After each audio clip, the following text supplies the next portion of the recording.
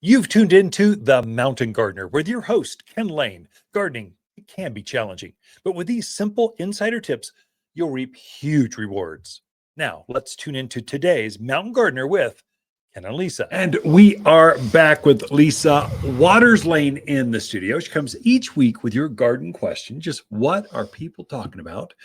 And there are lots of questions coming in this peak of the season.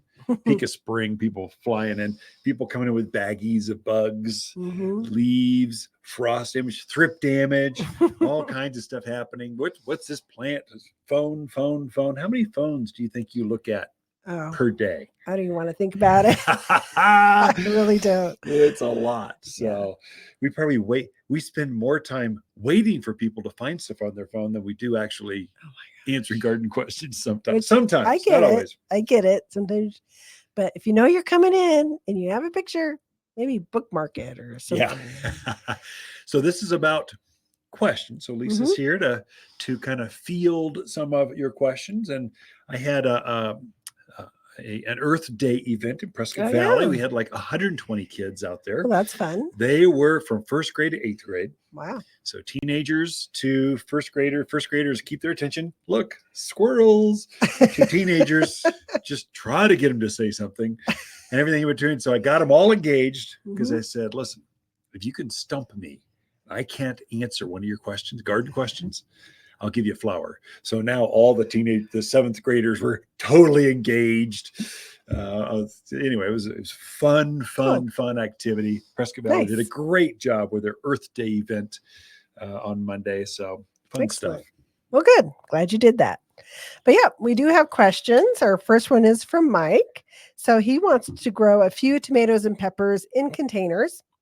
Wants to know what size container do you recommend? Sure. And also what soil, what additives, what's the best way to grow those guys in containers? Yeah. This is super easy, Mike. This is super easy. Go at least 12 inches, maybe 14.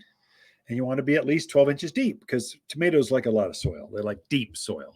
And so not a huge pot. I mean, if you had a whiskey barrel or something, you could probably grow 2 tomatoes, so one on each side.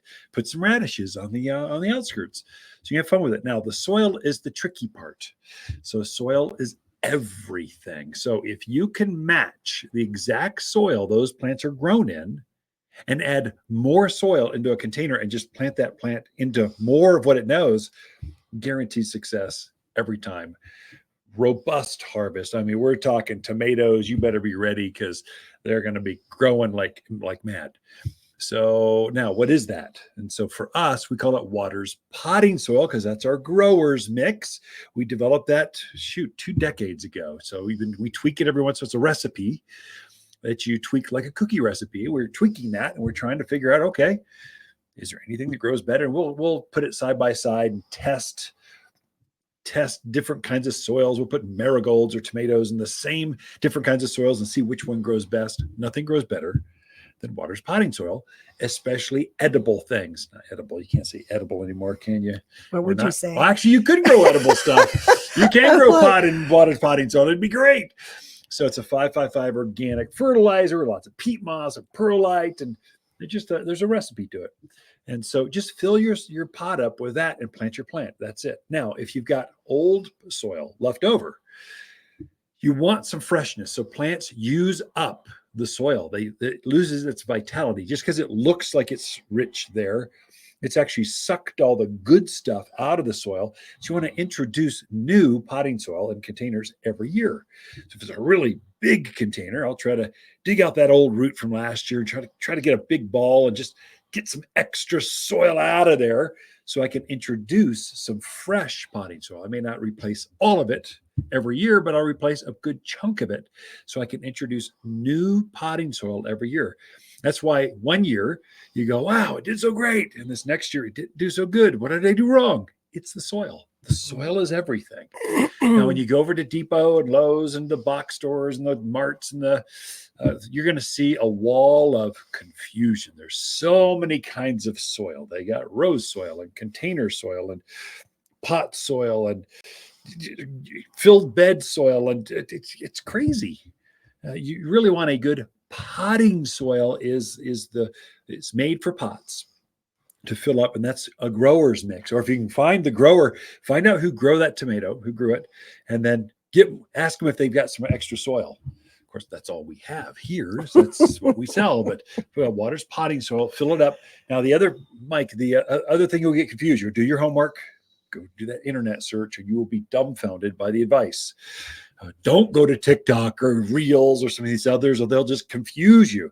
Fill up the bottom with Coke cans or water bottles or all kinds of stuff. Don't do any of that. The more soil you have in there, the better, the more robust, the easier it is to keep that plant watered in the heat of summer. The soil is like a big sponge. It holds the nutrients and the moisture, and you want as much of it as possible. And but the roots don't go down that deep, but the water does, and the plant will actually wick that water back up to its roots. Water can go up against gravity if that plant wants it. It's like a straw, just sucks it right up to the top. So I'd say don't put styrofoam peanuts. That's just environmentally wrong in so many ways. Don't put Coke cans and all these other mythical things they tell you to do. Just put soil from the top, about an inch from the top, all the way down, plant your tomato and watch them grow. There you go. Any other additives, gypsum, yada, yada? For potting, for a container, no. In the ground, yes. Now, is there a fertilizer you could use? If you're using flower power every couple of weeks with potting soil, you're going to have tomatoes the size of your fist. They're going to go crazy. So we could talk fertilizers later. Again, our potting soil, if you're doing ours, Mike, I assume you are because you're asking us the questions. It's got you covered for about the first 3-4 weeks because we put a natural organic fertilizer in the soil because we're trying to stabilize it. But then the plants will run out. They'll use it. Then they're going, oh, it was growing so fast. No, what's going on? Hit it with flower power, and man, it will take off. I mean, just immediate, like that day, it'll start taking off again. Okay. I think we covered that one. Yeah, too much. That was this weekend's article too. So, well, we have another one that's kind of related, but not. So Ellen was in. She saw a bunch of our beautiful rose trees that we just got in, and they are spectacular. She wants to know, will they grow in a pot? And if so, do you have to do anything special in the winter with them? That's actually a great question. So no, yes, they grow great in a container. I'd say bigger than a tomato-sized pot. So you're probably 14, 16 inch. So you're bigger round because rose bushes are big. They just get large, especially a tree. So I would say at least 14 to 16 inch. Bigger is better. And then plant your plant. That's beautiful. What you see on all the magazines, a tree rose in the middle of a pot with alyssum around the outer edges, underplanting of flowers overflowing that container is spectacular. You can do that. Now, how do you water it? Well, when it's June and it's 95, probably every day or every other day, you're going to water that thing. In the winter, specifically, she asked, what do I do in the winter? Keep it watered. Don't let the plant go dry as long as the plant is moist. So an insider tip, just like this is Ken and Lisa, we're just your friends, neighbors. We're just working for us. We have over 50 pots. And so if we hear a real cold snap's coming, oh my gosh, it's going to be brutal. Everyone runs to the grocery store. They empty the shelves because we might be stuck inside for 36 hours. So just a day and a half. Water those plants before that cold event comes because a hydrated plants have antifreeze in the structure of them naturally. And if you keep those moist, they'll just naturally take care of themselves. There's not a lot to it. And so that's really, it's that easy, really. It's actually easier to grow in a container than it is in the ground. Yeah, sometimes you don't have to dig a hole. The soil is perfect. It drains perfectly. It's great stuff. So the roses are here at Watters Garden Center. We're kind of famous for our roses, tree roses, couple sizes, several hundreds of roses came in and more to come.